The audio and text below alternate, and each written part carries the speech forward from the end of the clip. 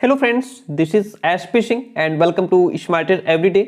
शीटेट 2022-23 को टारगेट करते हुए एसएसटी के 30 टॉप क्वेश्चंस आज हम लोग डिस्कस करेंगे, जो आपके प्रीवियस ईयर क्वेश्चन पेपर यानी कि 2018-19 के क्वेश्चंस इसमें रहेंगे और इनके माध्यम से आप ये समझ पाएंगे कि एसएसटी के किस तरीके के क्वेश्चंस शीटेट में पूछे जाते हैं।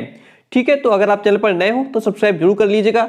शीटेट में अच्छे मार्क्स लाने का एक मूल जो मंत्र होता है वो यही होता है कि आप जितने ज्यादा से ज्यादा क्वेश्चंस प्रैक्टिस करते हैं उतनी ज्यादा आपको हेल्प मिलती है, क्योंकि इनके माध्यम से आप क्वेश्चंस को समझ सकते हैं और ये समझ पाते हैं कि क्वेश्चंस कहां से किस लैंग्वेज में पूछा जाता है। डियर फ्रेंड, पहला क्वेश्चन आपके सामने है। क्वेश्चन कब पूछा गया है, उसकी डेट क्या है, सन क्या है, वो सब नीचे क्वेश्चन के नीचे मेंशन है। हर एक क्वेश्चन को बेहतरीन तरीके से एनालिसिस करते हुए समझते चलेंगे। निम्नलिखित में से किसने अपनी कृतियों को भी शामिल करते हुए बाबा गुरु नानक की रचनाओं को गुरुमुखी में संकलित किया? गुरु अंगद ने, गुरु तेग बहादुर, गुरु अर्जुन या गुरु गोविंद सिंह ने? गुरुमुखी क्या होता है? गुरुमुखी जो है यह पंजाबी लिपि है। गुरुमुखी क्या है? गुरुमुखी पंजाबी लिपि को गुरुमुखी कहते हैं। ठीक है, गुरुमुखी में संकलित करने वाले कौन थे? वह आपके गुरु अंगद थे। कौन थे? गुरु अंगद। गुरु अंगद का जो मूल नाम था वो क्या था? गुरु अंगद का मूल नाम लहना था और यह सिखों के दूसरे गुरु थे। ये भी आप ध्यान रखेंगे। कौन थे ये? सिखों के दूसरे गुरु थे जिनका मूल नाम लहना था। ठीक है, इन्होंने नानक जी के द्वारा शुरू की गई जो लंगर व्यवस्था थी, जिसको हम संगत पंगत कहते हैं, उसको इन्होंने आगे बढ़ाया गुरु अंगद ने, और इन्होंने गुरुमुखी यानी कि पंजाबी लिपि का आरंभ किया था। अगर पूछ ले गुरुमुखी पंजाबी लिपि का आरंभ करने वाले कौन थे, तो वो आपके गुरु अंगद थे, जो कि सिखों के दूसरे गुरु थे और जो है कि आरंभ किया और आगे इसी लिपि में गुरु नानक की रचनाओं को भी इन्होंने क्या किया? संकलित किया। ऑप्शन ए इसमें आपका राइट हो जाता है। बात समझ में आ गई। द्वितीयक स्रोत का एक उदाहरण है। पहले तो ये बताइए स्रोत क्या होता है। देखिए, स्रोत को इंग्लिश में हम लोग सोर्स कहते हैं, SOURC, सोर्स। सोर्स मतलब स्रोत, किसी भी चीज का स्रोत। जिन प्रमाणों के आधार पर पुरानी या अतीत की घटनाओं का एक क्रमबद्ध अध्ययन किया जाता है उन्हें सोर्सेस कहते हैं, उन्हें स्रोत कहा जाता है। स्रोत जो होते हैं, ये जो स्रोत हैं ये मुख्य रूप से दो प्रकार के होते हैं। एक तो आपके प्राथमिक होते हैं और दूसरे आपके ये द्वितीयक होते हैं। ठीक है, दो प्रकार के होते हैं। जो प्राथमिक स्रोत होते हैं, प्राथमिक के अंतर्गत हमारे जो चीजें प्रत्यक्ष हैं, ठीक है, जैसे कि आपके स्मारक हो गए या सिक्के हो गए, या जैसे कि इसमें जनगणना रिपोर्ट हो गई, भारत का संविधान हो गया, या अब इसमें जैसे पंजीकरण रिकॉर्ड हो गया, ये सभी प्राथमिक स्रोत के अंतर्गत आते हैं। यानी जो चीजें हमारे सामने क्या है? प्रत्यक्ष रूप में है। ध्यान रखिएगा, जो चीजें प्रत्यक्ष रूप में है वो प्राथमिक स्रोत के अंतर्गत आती हैं। और जो चीजें इतिहास में चली जाती हैं, किसी का जीवन चरित्र हो गया, कोई पुस्तकें हो गई, इतिहास की पाठ्य पुस्तक हो गई, वो सब हमारी द्वितीयक स्रोत के अंतर्गत चली जाती हैं। ठीक है, तो यहाँ पे हमारे अतीत यानी कि कक्षा 6 के लिए एनसीईआरटी की जो पाठ्यपुस्तक, इतिहास की पाठ्यपुस्तक है, वो द्वितीयक स्रोत का उदाहरण कहलाएगा। बात क्लियर हुई? इसमें आपने समझा कि जैसे जो चीज प्रत्यक्ष रूप में सामने है उसको हम, वो प्राथमिक स्रोत का उदाहरण है। जो चीज अप्रत्यक्ष रूप में है या जैसे जो इतिहास की बात करते हैं, वो हमारा जो है किसमें आता है? द्वितीयक स्रोत में आ जाता है। Very simple question in front of you. देखिएगा, सीटेट 2019 8 दिसंबर में क्वेश्चन पूछा गया है। BCE का क्या तात्पर्य होता है? BCE का क्या तात्पर्य होता है? Before common era, before Caesar era, before contemporary era या फिर बिफोर क्रिश्चियन एरा? BCE का मतलब होता है बिफोर कॉमन एरा। आप सभी को क्वेश्चन ये पता होगा। Option A is the right one over here. Next question कहता है, भारत में आरंभिक मानवों पर समझ के लिए निम्नलिखित में से किसे एक प्राथमिक स्रोत माना जा सकता है? प्राथमिक स्रोत मैंने अभी आपको बताया कि जो चीज प्रत्यक्ष रूप में मिलती है, देखी जा सकती है, वह क्या है? प्राथमिक स्रोत के अंतर्गत आता है। गिरनार का शैल अभिलेख, क्या ये प्राथमिक स्रोत के अंतर्गत आएगा? पाद शाहनामा चित्रकला, मध्य प्रदेश की शैल चित्रकला या कांगड़ा शैली की चित्रकला? डियर फ्रेंड, यहाँ पे देखिए प्राथमिक स्रोत की जो बात हो रही है, हमारे भारत में आरंभिक मानवों पर समझ के लिए मध्य प्रदेश की शैल चित्रकला, कहाँ की? मध्य प्रदेश की जो शैल चित्रकला है उसको प्राथमिक स्रोत माना जा सकता है। क्यों माना जा सकता है? क्योंकि मध्य प्रदेश की जो भीमबेटका गुफा है, भीमबेटका क्या नाम है, ये भी क्वेश्चन यहां से भी निकल करके आता है। भीमबेटका गुफा जो है वो विश्व की सबसे प्राचीन गुफा है, पूरे विश्व की, ठीक है। विश्व की सबसे प्राचीन गुफा कौन सी है? भीमबेटका गुफा है। कहाँ स्थित है? मध्य प्रदेश में स्थित है, ठीक है। ये जो गुफा है भीमबेटका, यहाँ पर आखेटक यानी कि शिकारी, कृषक, ग्वाले, ये सब चित्रित हैं यहाँ पे। कौन है? जैसे जो आखेटक हो गए, कृषक हो गए, ग्वाले हैं, ठीक है। इनकी रचना यहाँ पे मिली है, ये सब चित्र इनके बने हुए हैं इस गुफा में। और प्राचीन प्रस्तर युग से भी प्राचीन मानव के अस्त्र शस्त्र यहाँ मिले हैं, इसलिए इसको प्राथमिक स्रोत के स्रोत माना जा सकता है। ऑप्शन सी इसमें जो है वो आपका राइट हो जाता है।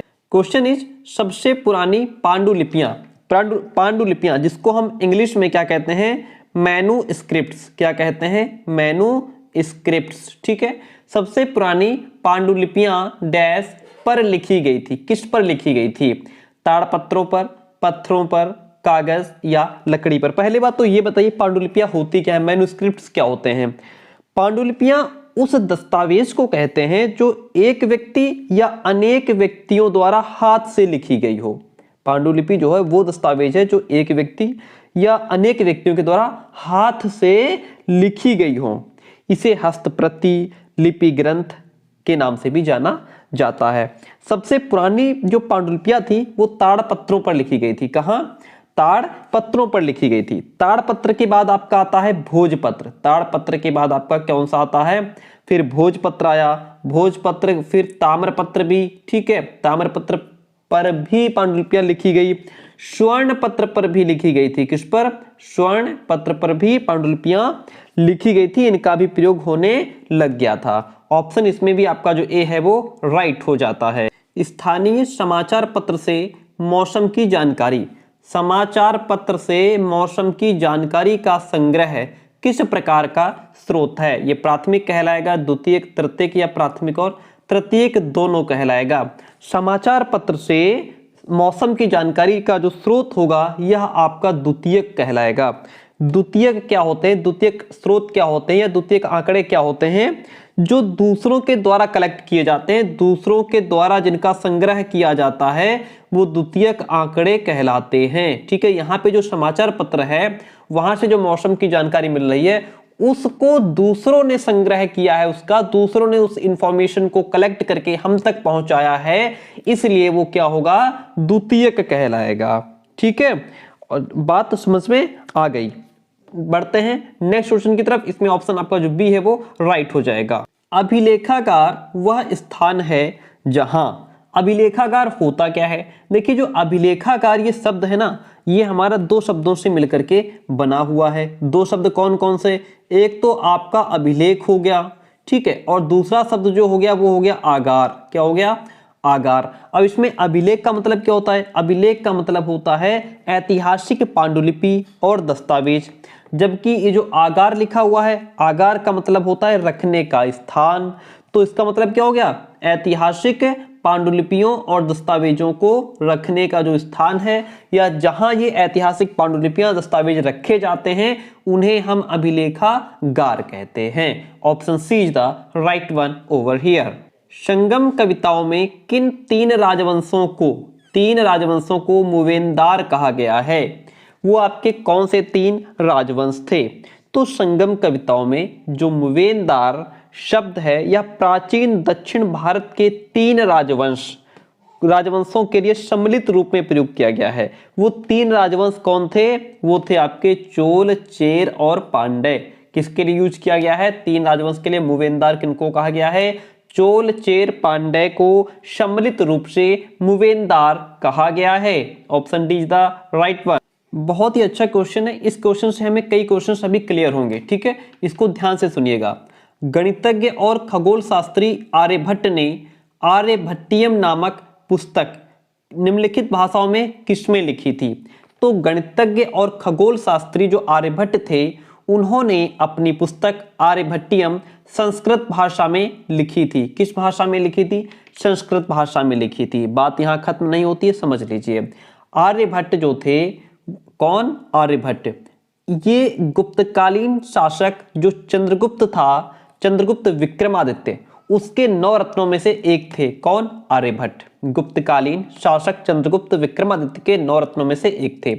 इन्होंने दशमलव, क्या सबसे बड़ा पॉइंट ध्यान रखिएगा, आर्यभट्ट ने दशमलव तथा पाई, ये पाई है ना, जिसका मान क्या होता है 3.14 है ना, 22/7।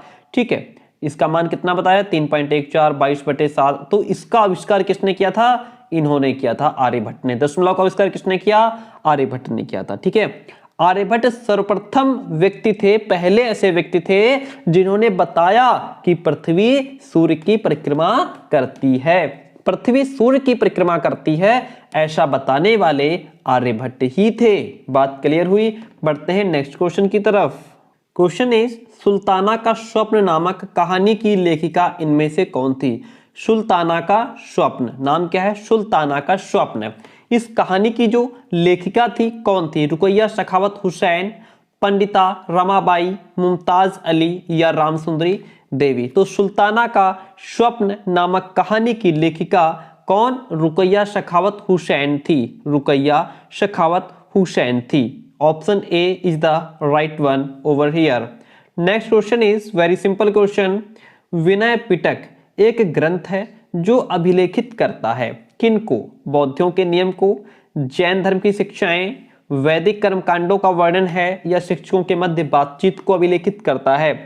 विनय पिटक जो है यह एक ग्रंथ है जिसमें बौद्धों के नियमों का उल्लेख है, बौद्धों के नियम को अभिलेखित करता है। Option A is the right one over here. एक शिक्षक, एक टीचर भारत के विभाजन पर प्राथमिक स्रोतों पर आधारित एक कार्य योजना, एक प्रोजेक्ट करवाना चाहता है। प्राथमिक स्रोतों पर आधारित है। ठीक है, निम्नलिखित में से कौन सा प्राथमिक स्रोत नहीं है? क्या आत्मकथाएं प्राथमिक स्रोत के अंतर्गत नहीं आती? समाचार पत्रों का पूरा लेखागार या मौखिक इतिहास या फिर उपन्यास? डियर फ्रेंड, भारत के विभाजन पर प्राथमिक स्रोतों पर आधारित एक कार्य योजना, एक प्रोजेक्ट के लिए जो प्राथमिक स्रोत हैं वो आपकी आत्मकथाएं प्राथमिक स्रोत के अंतर्गत आएंगी। समाचार पत्रों का पूरा लेखागार भी प्राथमिक स्रोत के अंतर्गत आएगा। मौखिक इतिहास भी आपका जो है वो किसमें आएगा? प्राथमिक स्रोत के अंतर्गत ही आएगा। लेकिन यहाँ पे जो उपन्यास है वह आपका प्राथमिक स्रोत के अंतर्गत नहीं आता है। डियर फ्रेंड, बहुत अच्छा क्वेश्चन है, इसके माध्यम से आपके कई क्वेश्चंस क्लियर होंगे। देखिएगा, ऋग्वेद के विषय में निम्नलिखित 3 कथनों पर विचार कीजिए और सही उत्तर का चयन कीजिए। ऋग्वेद के बारे में यहाँ पे 3 स्टेटमेंट दिए गए हैं। क्या ये तीनों सही हैं या इसमें से कोई गलत भी है? आपको पता है वेद हमारे कितने हैं? वेद 4 हैं। ऋग्वेद, सामवेद, यजुर्वेद तथा अथर्ववेद, ये हमारे 4 वेद हैं, जिसमें जो ऋग्वेद है हमारा यह सबसे प्राचीन वेद है। सबसे प्राचीन वेद कौन सा है? ऋग्वेद सबसे प्राचीन वेद है। ठीक है, अब देखिए, यह 3500 वर्ष पूर्व लिखा गया था। जी नहीं दोस्तों, यह कट जाएगा। यह हमारा 1200 ईसा पूर्व लिखा गया था। इसकी रचना 1200 ईसा पूर्व में हुई थी। ठीक है, और इसकी रचना प्राकृत में की गई थी। जी हाँ, बात सही है, इसकी जो रचना है वह प्राकृत में की गई थी। ठीक है, ऋग्वेद की जो भाषा है वो प्राक संस्कृत या वैदिक संस्कृति कहलाती है। इसमें 1000 से अधिक प्रार्थनाएं हैं। जी हाँ, बात बिल्कुल सही है। जो 1000 से अधिक प्रार्थनाएं हैं उनको सूक्त कहा गया है। क्या कहा गया है? इसमें ऋग्वेद में 1000 से अधिक प्रार्थनाएं हैं और उनको सूक्त कहा गया है। ये दोनों ऑप्शन इसमें सही है, पहला गलत है, यानी कि एक गलत है, 2 और 3 यहाँ पे सही हैं। आपको बताते चलें, जो हमारा ऋग्वेद है इसमें 3 देवता बहुत महत्वपूर्ण हैं। पहले आपके अग्नि यानी कि आग के देवता, दूसरे इंद्र युद्ध के देवता और सोम देवता। ठीक है, ये 3 देवता इसमें बहुत महत्वपूर्ण है ऋग्वेद में। बात क्लियर हुई? बहुत अच्छा क्वेश्चन था, आगे बढ़ते हैं। 2019 में पूछा गया क्वेश्चन है। क्वेश्चन कहता है, हड़प्पा सभ्यता का पतन कैसे हुआ? ऐसा लगता है कि शासकों का नियंत्रण। अच्छा, पहले हम आपको बता दें, जो हड़प्पा सभ्यता है इसका उदय कब हुआ था? हड़प्पा सभ्यता का जो उदय है वह आपका 2600 ईसा पूर्व से 1900 ईसा पूर्व माना जाता है। कब? 2600 ईसा पूर्व से लेकर के 1900 ईसा पूर्व के दौरान माना जाता है हड़प्पा सभ्यता का उदय। लगभग 3900 साल पहले, कब? लगभग 3900 साल पहले इस सभ्यता का पतन माना जाता है। हुआ कैसे पतन इसका? पहली बात तो यह है, ऐसा लगता है कि शासकों का नियंत्रण समाप्त हो गया होगा, तभी इसका पतन हुआ। ठीक है, जंगलों का विनाश हो गया होगा, संभव सभ्यता के पूरे क्षेत्र में बाढ़ आ गई, या संभवतः नदियां सूख गई थी। देखिए, पूरे क्षेत्र में बाढ़ नहीं, कुछ क्षेत्र में बाढ़ आई थी, लेकिन पूरे में बाढ़ नहीं आई थी। तो यहाँ पे ऑप्शन आपका ए सही है। शासकों का नियंत्रण समाप्त हो गया, जंगलों का विनाश हो गया और संभवतः नदियां सूख गई थी। ठीक है, तो ये इसके कारण रहे और इसमें ए बी डी यानी कि option number A is the right one over here. यह क्वेश्चन कंटिन्यू रिपीट हुआ है 2014 में, फिर 2018 में। क्वेश्चन है कि मानव इतिहास में कौन सी अवधि थी, कौन सा ऐसा समय था जो सबसे लंबा है? पुरापाषाण काल, नवपाषाण काल, मध्यपाषाण काल या महापाषाण काल? डियर फ्रेंड, जो पुरापाषाण काल है, क्या? जो पुरापाषाण काल है, इसकी अवधि मानव इतिहास में सबसे लंबी मानी जाती है। यह प्राक ऐतिहासिक युग का वो समय है जब मानव ने पत्थर के औजार, किसके? जब मानव ने पत्थर के औजार बनाना सबसे पहले आरंभ किया था। और ये जो काल है वो आधुनिक काल से, आज के समय से 25 से 20 लाख साल पहले, कब? लगभग 25 से 20 लाख साल पहले से लेकर के, पूर्व से लेकर के 12,000 साल पूर्व तक माना जाता है। ठीक है, इस दौरान मानव इतिहास का लगभग 99% विकास हुआ और फिर इस काल के बाद आपका मध्यपाषाण काल का प्रारंभ हुआ, जब मानव ने खेती करना शुरू किया था। तो सबसे लंबी जो अवधि है वो पुरापाषाण काल की है। ऑप्शन ए यहाँ पे आपका राइट हो जाता है। भारत के निम्नलिखित राज्यों में से किस एक राज्य में हड़प्पा के नगर सबसे बड़ी संख्या में मिले हैं? तो वो जो आपका राज्य है वह है गुजरात। भारत के गुजरात राज्य में हड़प्पा के जो नगर हैं वो सबसे बड़ी संख्या में मिले हैं। ऑप्शन सी यहाँ पे आपका राइट हो जाता है।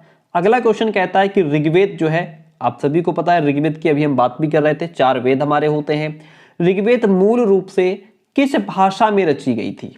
जो ऋग्वेद है यह मूल रूप से संस्कृत भाषा में रची गई थी। वेदों की रचना वैदिक काल में हुई थी, आप सभी को पता भी होगा, जानते भी होंगे, वैदिक काल में हुई थी। वेदों की रचना कब हुई थी? वेदों की रचना वैदिक काल में हुई थी। वैदिक सभ्यता जो थी वो आर्यों के द्वारा निर्मित की गई थी और आर्यों की जो भाषा थी वो संस्कृत थी। ठीक है, तो इस प्रकार से ऋग्वेद की जो रचना थी वह संस्कृत भाषा में हुई। Option C is the right one. निम्नलिखित में से वस्तु विनिमय पद्धति का सही विशेषता कौन सी है? यह धन का उपयोग किए बिना वस्तुओं की अदला बदली का व्यापार है। ये वो व्यापार है जिसमें वस्तुओं की अदला बदली में धन का प्रयोग किया जाता है, या वस्तुओं के लेन देन को आसान बनाती है, या खर्चीला और समय साध्य प्रक्रिया है। देखिए, बात हो रही है वस्तु विनिमय पद्धति की। वस्तु विनिमय पद्धति वो पद्धति होती है जिसमें धन का उपयोग नहीं होता, धन का उपयोग नहीं होता, वस्तुओं की अदला बदली का व्यापार है। तुम हमसे गेहूं ले लो, हमको चावल दे दो, है ना, इतने गेहूं ले लो, इतने चावल दे दो, इसमें पैसे का कोई लेन देन नहीं होता था। यह प्रक्रिया पहले चलती थी, अब तो लगभग ना के बराबर है ना। या फिर कोई दूसरा सामान देकर के आप उनसे दूसरा सामान ले सकते हैं, अदला बदली करना। ठीक है, तो इसमें धन का प्रयोग नहीं होता है। यह धन का उपयोग के बिना वस्तुओं की अदला बदली का व्यापार है। लगभग 2000 वर्ष पहले वाराणसी एक प्रसिद्ध शिल्प केंद्र था जहां श्रेणी थे। कौन? बौद्ध मठ। धातु के सिक्के जिन पर आकृतियां बनाई जाती थी उन्हें श्रेणी कहते थे। शिल्पकारों और व्यापारियों के संघ को श्रेणी कहते थे। कृषि उत्पादन के लिए प्रयुक्त लोहे के हलों के फाल को श्रेणी कहा जाता था। डियर फ्रेंड, लगभग 2000 वर्ष पहले वाराणसी एक प्रसिद्ध शिल्प केंद्र था जहां शिल्पकारों और व्यापारियों के संघ थे। क्या थे? शिल्पकारों और व्यापारियों के संघ थे। इन संघों को श्रेणी कहा जाता था। क्या कहा जाता था? इन संघों को श्रेणी कहा जाता था। महायान बौद्ध धर्म के अंतर्गत, महायान बौद्ध धर्म के अंतर्गत क्या था? बुद्ध की प्रतिमाएं बनाई जाने लगी। बोधिसत्वों को नहीं स्वीकारा गया क्योंकि उन्हें अभी भी ज्ञान प्राप्ति करना बाकी था। या मूर्तिकला के केंद्रों के रूप में मथुरा और तक्षशिला का पतन हुआ।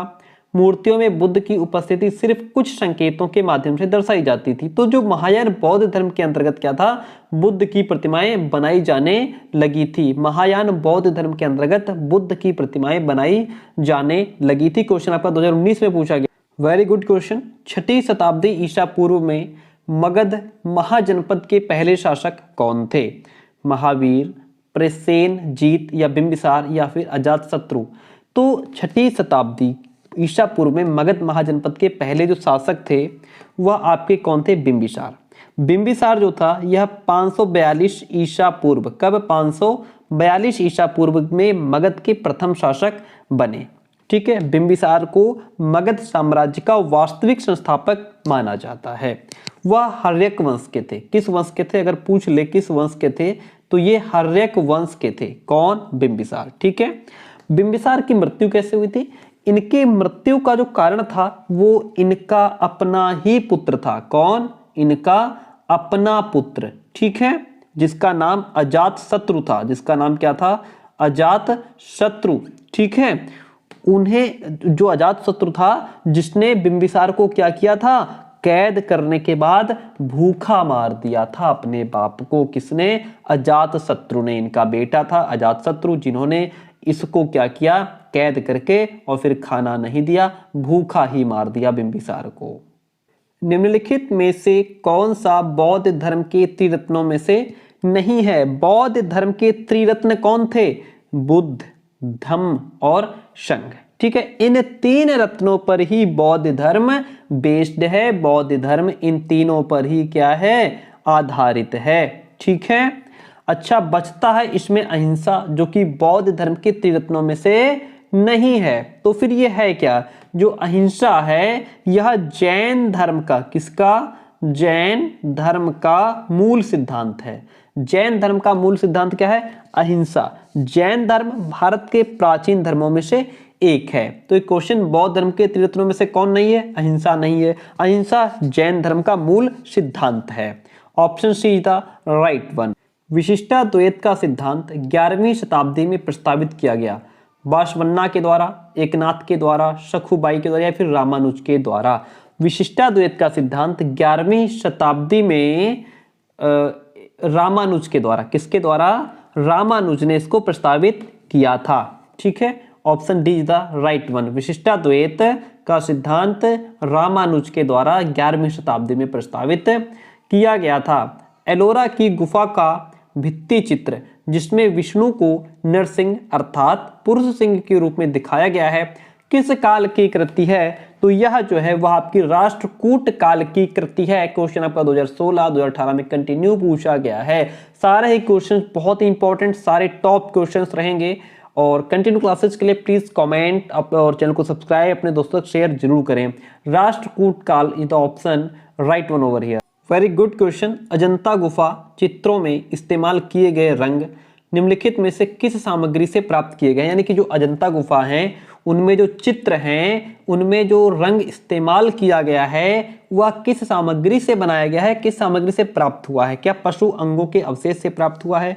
ग्रेफाइट का कलर है वो, पौधों और खनिजों से बनाया गया है या स्लेट से बनाया गया है?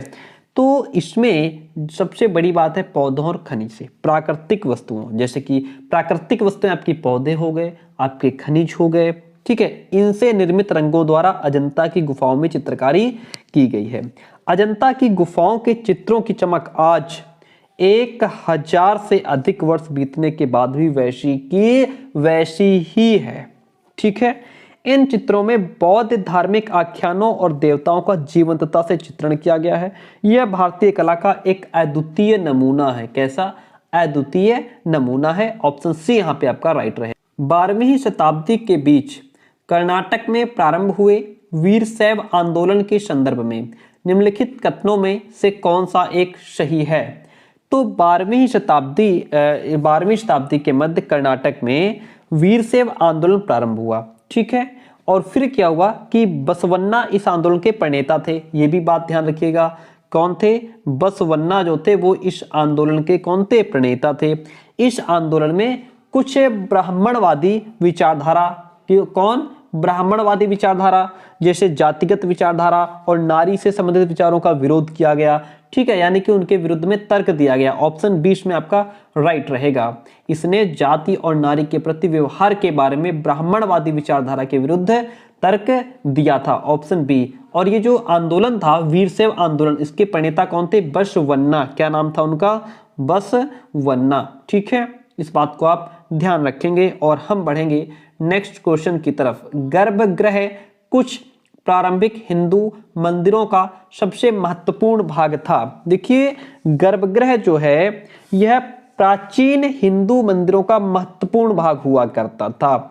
और गर्भगृह किसको कहते हैं? वो स्थान जहां मुख्य देवी देवता की मूर्ति को रखा जाता था उसको गर्भगृह कहा जाता था। जहां पे मुख्य देवी देवता को रखा जाता था, उनकी मूर्ति रखी जाती थी, उसको क्या कहा जाता था? गर्भगृह कहा जाता था। कन्नौज पर लंबे समय तक त्रिपक्षीय संघर्ष किन तीन राजवंशों के बीच चला था? किन तीन राजवंशों के बीच चला था? देखिए, कन्नौज, बात हो रही है कन्नौज की। कन्नौज जो था, कन्नौज राजा हर्षवर्धन की राजधानी थी। किसकी? राजा हर्षवर्धन की राजधानी कन्नौज थी। इसकी भव्यता इतनी थी, क्या थी? इसकी भव्यता, सुंदरता, ठीक है, भव्यता के कारण इसे महोदय नगर भी कहा गया। क्या कहा गया? महोदय नगर भी इसको कहा जाता था। फिर क्या हुआ?